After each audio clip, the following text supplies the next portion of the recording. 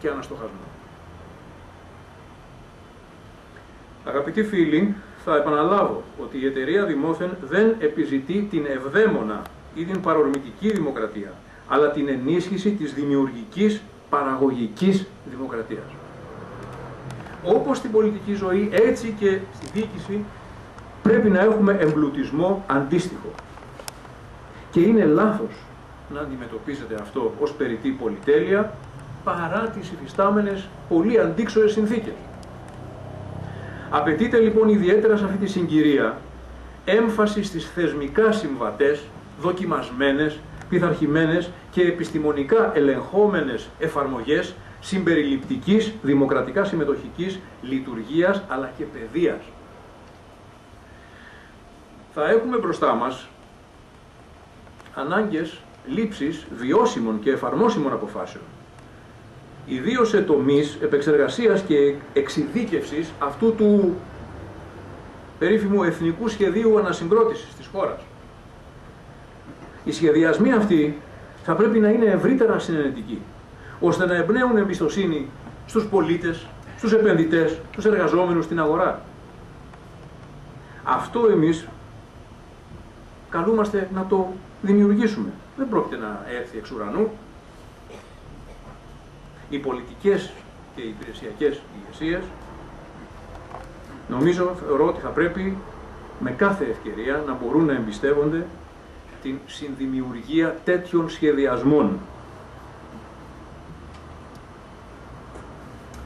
Και η δουλειά είναι πολλή, διότι ο όλος σχεδιασμός πρέπει να εξαπλωθεί και να αποκτήσει εξειδικευμένη μορφολογία. Οπωσδήποτε δεν θα πετύχουμε βιώσιμες λύσεις με ακραίες μετοπικές συγκρούσεις, αστάθεια ή παθητικές καθυστερήσεις. Για να συμβούν λοιπόν, να μην συμβούν τα χειρότερα και για να επικρατήσει τελικά η λογική, θα πρέπει να βάλουμε τον εξής στόχο: τον εκδημοκρατισμό της εκλογήκευσης.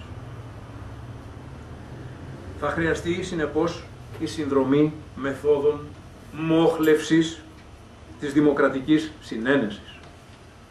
Θα χρειαστούμε νέα εργαλεία συνενετικής λήψης πολυεπίπεδων αποφάσεων, που να μπορούν να εκτελεστούν με ταχύτητα και δέσμευση των περισσότερων. Ως τέτοιο εξαιρετικό εργαλείο προτείνω τον δομημένο δημοκρατικό διάλογο. Ασυζητητή σε μικρή κλίμακα, αλλά και σε μεγάλη, εφόσον ξέρουμε πώς, πότε, πού και πόσο τον χρησιμοποιούμε.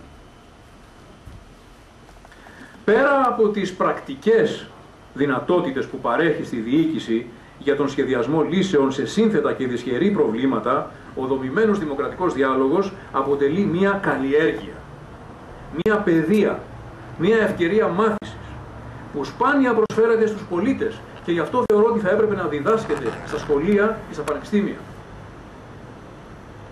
Γι' αυτό η εταιρεία Δημόθεν, τιμώντας ταυτόχρονα τον Αλέξανδρο Χριστάκη, επέλεξε να ξεκινήσει τις δράσεις της παρουσιάζοντας αρχικά σε μορφή μιας σύντομης διάλεξης τον δομημένο δημοκρατικό διάλογο. Στη συνέχεια ελπίζει στην περαιτέρω διάδοσή του και κυρίως στην εφαρμογή και διδασκαλία του, παράλληλα ενδεχομένως και με άλλες συναφείς μεθόδους. Θα σας δώσω τώρα συνοπτικά την δική μου πρόσληψη του δομημένου δημοκρατικού διαλόγου, ξεκινώντας και λέγοντάς σας ότι ως μέθοδος συγκροτήθηκε από μια εκτεταμένη και ιστορικά αλλά και γεωγραφικά επιστημονική κοινότητα. Έχει δοκιμαστεί επί δεκαετίες με επιτυχία σε πολλές χώρες, αλλά είναι απολύτως καινοτόμα για τον ελληνικό τρόπο του συνέρχεστε και αποφασίζει. Ένα σύγχρονο και αποτελεσματικό management, δημόσιο ή ιδιωτικό, θεωρώ ότι δεν μπορεί να μην διαθέτει στη φαρέτρα του τον δομημένο δημοκρατικό διάλογο. Οι συμμετέχοντες στη διαδικασία του διαθέτουν εξ συστάσεως και αρχής και μετά από επίπονη προμελέτη, αρμοδιότητα, τεχνογνωσία, καταλληλότητα και αντιπροσωπευτικότητα. Η μεγάλη καινοτομία όμως εδώ είναι ότι δεν μιλάμε για τη συγκρότηση μιας κλειστής ελίτ, ας πούμε ακαδημαϊκών δασκάλων, πολιτικών συμβούλων, τεχνοκρατών κτλ. Έτσι. Αλλά εισάγεται η έννοια του stakeholder, δηλαδή του εμπλεκόμενου, με την έννοια ότι είναι κάποιος ο οποίος πρέπει να αντιπροσωπεύσει αυτούς που τους αφορά άμεσα το πρόβλημα και η λύση του. Είναι ο χρήστης, ο εφαρμοστής, εκείνος του οποίου η γνώμη και η συμμετοχή είναι κρίσιμη για ένα ολοκληρωμένο σχεδιασμό μιας λύσης. Αυτή είναι η έννοια της δημοσοφίας, για την οποία θα μας μιλήσει στη συνέχεια ο Αλέξανδρος Χριστάκης. Στους συμμετέχοντες αυτούς, ο δομημένος δημοκρατικός διάλογος εξασφαλίζει απόλυτη ισοτιμία, ισιγορία, αυτονομία και αυθεντικότητα της προσωπικής τους έκφρασης. Ως απόλυτα κυρίαρχοι του περιεχομένου του διαλόγου, καλούνται κατά στάδια να παίρνουν αποφάσεις με συγκερασμό μιας, ας πούμε, ψηφοκεντρικής, θα τη λέγαμε έτσι, με μια ταυτόχρονα συμμετοχική και διαβουλευτική δημοκρατική πρακτική. Είναι καταπληκτικό ότι ο δομημένος δημοκρατικός διάλογος συνδυάζει σε ένα αριστοτεχνικό μείγμα και στις ενδεδειγμένες δόσεις στοιχεία από όλα τα μοντέλα που οι θεωρίες της δημοκρατίας έχουν καταγράψει. Έχει στοιχεία αντιπροσωπευτικής δημοκρατίας, διαβουλευτικής δημοκρατίας, άμεσης, διαλογικής, συμμετοχικής, διαδικαστικής, εκπαιδευτικής, της δημοκρατίας ως τρόπου ύπαρξης. Ο δομημένος δημοκρατικός διάλογος, εξαιτίας της επιστημονικά προσανατολισμένης έμπνευσης και κατασκευής του, υπερασπίζεται, διεκδικεί και επιχειρεί την επικοινωνιακή ορθολογικότητα. Δηλαδή την ορθολογικότητα της αυθεντικής και αδιαμεσολάβητης επικοινωνίας. Εξασφαλίζει με τον τρόπο αυτό κάτι που δυστυχώς σήμερα, ιδίως με τα ήθη που επικρατούν στα μίντια, λείπει. Την χωρίς στρεβλώσεις διάβγαση των προτάσεων.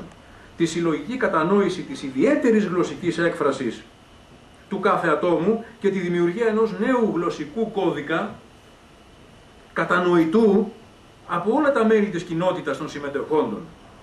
Και τέλος, την βελτιστοποίηση του γνωσιακού φορτίου που μπορεί να διαμοιραστεί και να κατανοηθεί, ώστε να είναι τελικά παραγωγική η διαβούλευση.